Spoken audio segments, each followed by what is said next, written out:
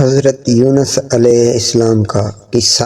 کشتی دیر سے ڈاواڈول تھی، ایسے میں کوئی تدبیر کام نہیں آ رہی تھی۔ بھری ہوئی کشتی سمندر کے درمیان پہنچی تو ایک زبردست طوفان آ گیا۔ تمام لوگ اپنے بتوں کو پکارنے لگے۔ ان میں سے ایک شخص نے اللہ کو پکارا۔ مسافر حیرانی سے اس کو دیکھنے لگے کہ یہ مسافر کس اللہ سے دعا مانگ رہا ہے۔ طوفان بڑھتا رہا، کشتی کے ہچکولوں میں اضافہ ہوتا رہا، یہاں تک کہ ملا نے بلند آواز سے کہا، ساتھیو، مجھے افسوس ہے کہ ہماری کشتی اس حالت میں کبھی کنارے پر نہیں لگ سکے گی۔ ہمیں اپنے سامان کا بوجھ کم کرنا ہوگا، لہٰذا آپ سے گزارش ہے، اپنی جانیں بچانے کے لیے اپنا اپنا سامان سمندر میں پھینک دیں۔ مسافر مجبور ہو کر سمندر میں سامان پھینکنے لگے، لیکن بوجھ ہلکا ہونے کے باوجود کشتی اسی طرح ڈولتی رہی۔ مسافروں کے ڈر کے مارے برا حال تھا، کچھ بڑبڑا رہے تھے اور کچھ خاموش تھے۔ ان میں سے ایک شخص کہنے لگا، لگتا ہے کوئی منحوس اس کشتی میں سوار ہو گیا ہے۔ دوسرا بولا، بھائیو، مجھے لگتا ہے جس نے قربانی نہیں کی اور اس کی سزا ہمیں مل رہی ہے۔ سب کی باتیں سننے کے بعد ملا نے کہا، میرا خیال تو یہ ہے کہ ہم میں ایک ایسا شخص موجود ہے جو بھاگا ہوا غلام ہے۔ اس زمانے میں غلام کا اپنے آقا سے بھاگ جانا بہت بڑا جرم سمجھا جاتا تھا۔ ملا کی حمایت میں کئی مسافر بول پڑے۔ ایک نورانی شکل والے شخص نے ملا کی باتیں سن کر اس سے کہا، بے شک میں ہی ہوں غلام جو اپنے آقا سے بھاگ کر آیا ہے، مجھے دریا میں پھینک دو اور خود کو عذاب الہی سے بچا لو۔ اس شخص کی نورانی صورت دیکھ کر کشتی والوں نے انہیں دریا میں پھینکنے سے انکار کر دیا۔ اس کے مسلسل اصرار پر طے پایا کہ قرعہ اندازی کر لی جائے، جس کا نام نکل آئے اسے کشتی سے باہر پھینک دیا جائے۔ ایک بار، دو بار اور پھر تیسری بار اسی طرح اسی شخص کا نام بذریعہ قرعہ اندازی نکلا اور حجت تمام ہو گئی۔ اس نے کشتی سے دریا میں چھلانگ لگا دی۔ کشتی سے چھلانگ لگانے والے یہ شخص سیدنا یونس علیہ السلام تھے، جو اپنی قوم کی ہر درمی سے تنگ آ کر بستی چھوڑ آئے تھے۔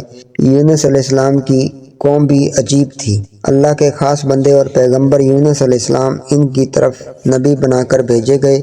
انہوں نے ان تک اللہ کا پیغام پہنچانے میں کوئی کسر نہ چھوڑی، مگر وہ لوگ نہ جانے کس مٹی کے بنے تھے کہ یونس علیہ السلام کی دعوت پر ایک فرد نے بھی لبیک نہ کہا۔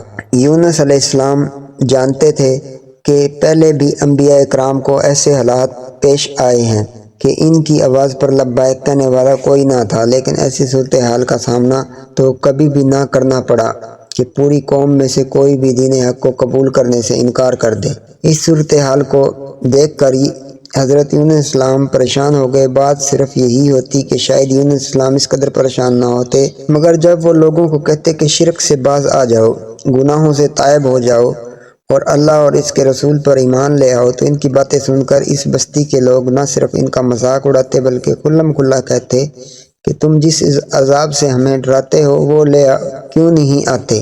ان لوگوں کی انہی باتوں نے یونس علیہ السلام کو پریشان کر دیا تھا، اور انہوں نے وحی کے مطابق اہل بستی کو 3 دن کی مہلت دے کر کہا کہ اگر تم اب بھی ایمان نہ لائے تو تم پر اللہ کا عذاب آ جائے گا۔ ابھی 3 دن پورے نہیں ہوئے تھے کہ آپ علیہ السلام نے خود ہی اندازہ قائم کر لیا کہ ان میں سے کوئی بھی ایسا نہیں جو ایمان لائے، اسی لیے انہوں نے بستی چھوڑنے کا پروگرام بنا لیا اور ایک رات چپکے سے بستی سے نکل گئے۔ ایک طرف یونس علیہ السلام بستی چھوڑ کر جا رہے تھے، دوسری طرف ان کی مہلت اور بستی چھوڑنے کی خبر ایک شخص چند لوگوں کو سنا رہا تھا، مگر لوگ تھے کہ لرزشوں پر یقین ہونے کی بجائے اس شخص کا مذاق اڑا رہے تھے۔ مگر اس شخص نے جب یونس علیہ السلام کی ریاست بازی اور سچائی کی دلیل دے کر سابقہ انبیاء اکرام کی باتیں سنجیدگی سے کرنے لگے، اس دوران مجلس میں موجود تمام لوگوں کی ہمدردیاں اطلاع دینے والے کے ساتھ ہو چکی تھی۔ صورتحال کو بھانپ کر یونس علیہ السلام کی مخالفت کرنے والا غصے میں وہاں سے چلا گیا۔ اس کے جاتے ہی ایک شخص آیا اور آتے ہی بولا، بھائی کچھ خبر ہے آپ کو؟ یونس علیہ السلام بستی چھوڑ کر جا چکے ہیں کیا؟ کہاں چلے گئے؟ سب نے بکھلا کر اس پر اپنے سوال داغے۔ آنے والے نے بتایا، بھائی یہ تو مجھے معلوم نہیں وہ کہاں گئے ہیں، لیکن ان کا گھر خالی پڑا ہے، سامان بھی ساتھ لے گئے ہیں۔ میرا خیال ہے رات کے آخری پہر نکلے ہیں، تبھی تو کسی کو کچھ خبر نہیں ہوئی۔ میرا مکان بھی ان کے پاس ہی ہے، میں خود دیکھ کر آیا ہوں، گھر کو تالا بھی نہیں لگا، دروازہ کھلا پڑا ہے، بچے ان کے گھر میں کھیل رہے ہیں۔ سب ایک دوسرے کا منہ تکنے لگے۔ ان کے چہرے خوف سے زرد پڑ چکے تھے۔ ایک بولا، میں مندر کے سب سے بڑے پروت کو خبر دے کر آتا ہوں۔ سب لوگ یہ خبر پہنچانے اور اس صورتحال سے نمٹنے کے لیے بھاگ کھڑے ہوئے۔ صرف ایک شخص وہاں موجود رہ گیا، اور یہ تھا وہ پہلا شخص جو یہ اطلاع لایا تھا کہ یونس علیہ السلام نے عذاب الہی آنے کی خبر دی ہے۔ اس نے یونس علیہ السلام کو تلاش کرنے کا فیصلہ کیا تھا، ان سے معافی مانگ کر ان پر ایمان لانے کا ارادہ کیا تھا۔ کچھ دیر سوچنے کے بعد وہ رستے کی طرف چل دیا جو بستی سے باہر جاتا تھا۔ اس شخص نے یونس علیہ السلام کو کافی تلاش کیا مگر کامیاب نہ ہوا۔ آخر کار تھک ہار کر وہ واپس بستی آ گیا۔ بستی والا نے جب اس شخص سے یونس علیہ السلام کا پوچھا تو اس نے بڑے دکھ سے بتایا کہ اسے کوئی نہیں ملا۔ اس دوران ایک خوفناک منظر نے بستی کے رہنے والے تمام لوگوں کو ہلا کر رکھ دیا۔ آسمان پر کالے بادل ظاہر ہوئے اور گرجنے لگے۔ وہ لوگ جو دل سے جانتے تھے کہ یونس علیہ السلام اللہ کے سچے پیغمبر ہیں، مگر صرف ضد ہٹ درمی اور دوسرے لوگوں کے خوف سے آپ کا انکار کر رہے تھے، وہ ڈر گئے۔ انہیں معلوم ہو گیا کہ یہ بے موسم بادل ہیں، یہ خیر کی بارش برسانے نہیں آئے بلکہ یہ اللہ کا عذاب بن کر آئے ہیں، اور یہ عذاب اللہ کا اٹل فیصلے کے تحت آئے گا۔ اس کے رسول ہر حال میں غالب ہو کر رہتے ہیں۔ جو قوم ان کا انکار کر دیتی ہیں، اس کا دنیا سے نام و نشان مٹا دیا جاتا ہے۔ ان لوگوں میں یونس علیہ السلام کو تلاش کرنے والا اور محفل میں حماقت کرنے والا معزز شخص پیش تھا۔ مالدار آدمی بستی کے بادشاہ کا درباری تھا۔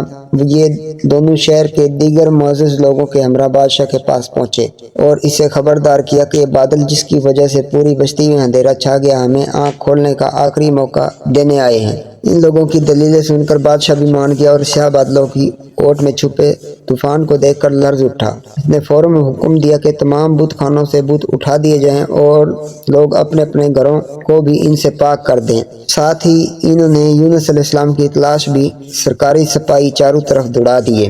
دوسری طرف جو شخص شہر کے بڑے مندر کے پروت کی طرف گیا تھا، اس نے بھی پروت کو قائل کر لیا۔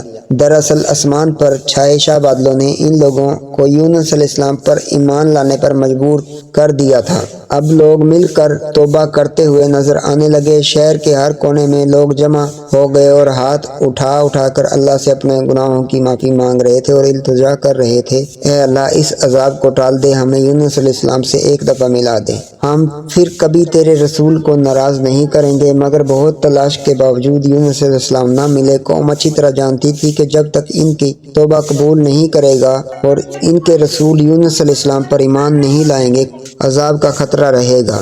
وقت جیسے جیسے گزر رہا، بادل آسمان پر جو آیا تھا گویا نہ برسا، لیکن ان کی آنکھوں سے آنسو کا میںہ برسنے لگا۔ انہوں نے رو رو کر اپنے گناہ دھوئے۔ اس عظیم اور مثالی توبہ میں امیر کبیر لوگ سب سے آگے تھے، حتیٰ کہ بادشاہ بھی۔ آخر 3 دن گزر گئے اور بادل بھی چھٹ گئے، عذاب ٹل گیا، لیکن یونس علیہ السلام کا کہیں نام و نشان نہ تھا۔ یونس علیہ السلام بستی سے نکل کر ایک ساحلی علاقے کی طرف چلے گئے۔ مندر کا یہ حصہ بستی کی حدود سے باہر تھا۔ اس سے پہلے آپ نے رستے میں شہر کے آسمان پر بادل دیکھ کر یہی خیال کیا تھا کہ اللہ کا عذاب آ چکا ہوگا۔ ساحل پر ایک کشتی تیار تھی، آپ اس پر سوار ہو گئے۔ کشتی میں سوار کوئی بھی شخص آپ کو پہچانتا نہ تھا، البتہ وہ لوگ آپ کی شخصیت سے متاثر ہوئے بغیر نہ رہ سکے اور زیادہ تر خاموش ہی رہے، اور اس کی وجہ یہ تھی کہ آپ اپنے دل میں ایک عجیب سی بے چینی محسوس کر رہے تھے۔ جیسے جیسے آپ ساحل سے دور ہوتے جا رہے تھے، آپ کی بے چینی بڑھتی جا رہی تھی۔ یونس علیہ السلام کی قوم سے ناراضگی اللہ کو پسند نہ تھی، لیکن وہ خود اللہ کے پسندیدہ اور رائے حق کے نہایت ممتاز مسافر تھے۔ ان کے ذریعے مالک قضا و قدرت دنیا کا ایک اور معجزہ دکھانا چاہتا تھا۔ چنانچہ جب انہوں نے کشتی سے چھلانگ لگائی تو اللہ نے ایک دیو ہیکل مچھلی کو حکم دیا کہ اس کو نگل لے، لیکن اسے کوئی نقصان نہ پہنچائے۔ اپنے آپ وہ ایک عجیب و غریب اور نئی دنیا میں پا کر اللہ تعالیٰ کے اس بندے نے اپنی گزری ہوئی باتیں یاد آنے لگی اور بڑی عاجزی سے گڑ گڑا کر اللہ کی بارگاہ میں یوں دست دعا ہو گیا، الہی تیرے سوا کوئی معبود نہیں، بے شک تو ہی یکتا ہے، میں تیری پاکی بیان کرتا ہوں، میں خود ہی اپنے نفس پر ظلم کیا ہے۔ اللہ اپنے محبوب بندوں کی یہ ادا پسند آئی اور مچھلی کو ایک بار پھر حکم ہوا کہ وہ اسے دریا کے کنارے اگل دے۔ مچھلی نے آپ کو ساحل پر اگل دیا۔ آپ تنہائی اور کمزوری کی حالت میں ساحل کی نرم ریت پر پڑے تھے۔ آپ کے بدن میں اتنی طاقت نہ تھی کہ پاؤں پر کھڑے ہو جائیں اور کسی مناسب جگہ کا انتخاب کر کے دھوپ سے بچ سکیں۔